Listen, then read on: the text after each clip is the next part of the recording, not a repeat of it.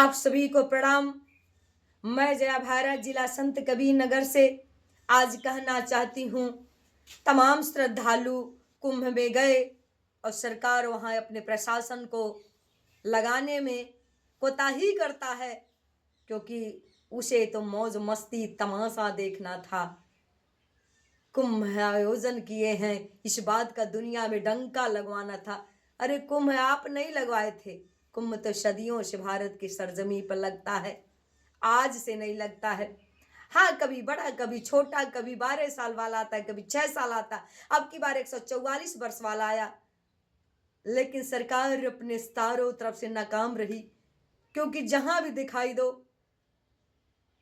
वहां केवल हाहाकार सुनाई दे रहा था। कहीं भीषण आग लग जा रहे थे, कहीं कोई खाना में कोई पुलिस वाला बेलचा से माटी भर रहा था, और कहीं तमाम श्रद्धालु दब करके मर जा रहे थे। कहीं आग, कहीं पुकार, कहीं चीख, और कहीं भी वीआईपी लोगों का सारण सुन करके लाखों लोग भाग रहे थे। प्रशासन उनका सेवा कर रहा था। वहां गंगा नहान नहीं लगा था, वहां नौटंकी और मजाक हो रहा था भारत देश की संस्कृति और कल्चर और सनातन पर। और वहां तमाम लोग अपनी जान को दे दिए। उसमें तमाम लोगों ने कोई उल्टा कोई सीधा बयान किया। इस देश के तमाम संत हैं, हम नेताओं को नहीं कहेंगे, क्योंकि नेताओं से गिरे, कई गुना गिरे इस देश के संत हो चुके हैं। संत का मतलब होता करतल भिक्षा तरतल बास, पाउडर क्रीम लिपस्टिक लगा करके, खूब सिंदूर टिकुली लगा करके, खूब आबा काबा लगा करके, बड़का रथ पर बढ़ करके, करोड़ों का पंडाल बना करके, करोड़ों का शाही स्नान करने वाले को संत नहीं कहा जाता है। ये जो बिजनेस व्यापारी हैं देश के, ये व्यापारी हैं, और तमाम व्यापारी साधु का भगवा पहन करके साधु बने पड़े हैं। पहला तो बयान दिया चिन्मयानंद बापू मिर्जापुर वाले। उन्होंने क्या कहा? कहा कि अरे हमने भी सुना छोटा मोटा हो गया घटना, लेकिन शाही स्नान चल रहा है, कोई दिक्कत नहीं है। लाखों लोग मर गए और संत हो, शाही स्नान कर रहे हो, इसे संत कहते हैं? खूब लगाते हो टिकुली, यहाँ लिपस्टिक, यहाँ कान में बाला झाला पहन करके चढ़ते हो, और करोड़ों का लग्जरी गाड़ियां पर चल रहे हो, मर्सिडीज पर चलते हो, और खूब खाते हो।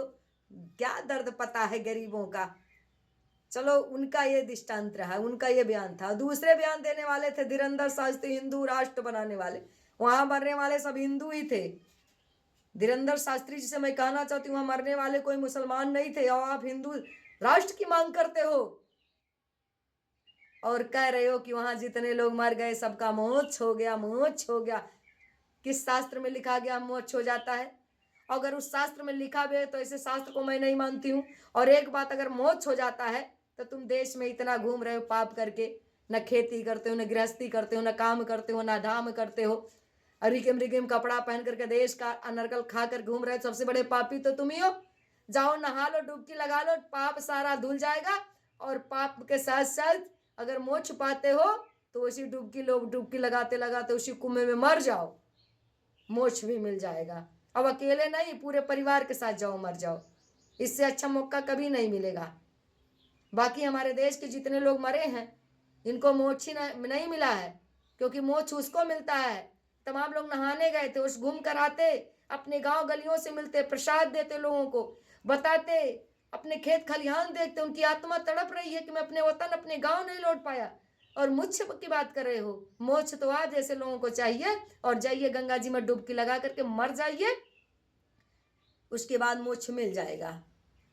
बाकी आप लोग मेरे वीडियो को देख करके शेयर कमेंट कर दीजिए, और कमेंट के साथ साथ आप लोग फॉलो और इसको सब्सक्राइब कर लीजिए, और इतना ज़्यादा शेयर कर दो कि धीरेंद्र शास्त्री को पता चल जाए कि सनातन ये नहीं कहता है कि जहाँ लोग मरे रहे वहाँ जाकर बेतुका जवाब अपना मुख से गंदी सोच निकालो। सनातन यही कहता है, जहाँ पर लोग बीमार हैं, जहाँ पर लोग दुखित हैं, जहाँ मरे वहाँ जाकर के दुख दर्द प्रकट करो। वहाँ जाकर के अपने तरफ से अगर सहयोग कर पाओ सहयोग करो, ना कर पाओ तो कम से कम वह दुख प्रकट करो, नहीं जाकर के गंदी सोच प्रकट करो।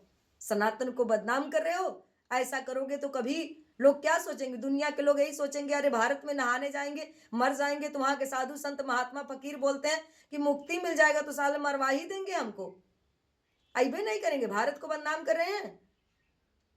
और इतनी अगर मुक्ति मिलने की इजाजत तो आप ही भी नहा लो, और नहा करके अपने परिवार साथ मर जाओ, पाप से मुक्ति। पाप तो आप कर ही रहे हो, पाप से भी मुक्ति क्यों? झूठ बोलते हम चमत्कारिक है। अगर इतने बड़े चमत्कारिक आप लोग थे तो पहले क्यों नहीं बता दिया कि कुंभ में इतना बड़ा हादसा होने वाला? देश के झूठों।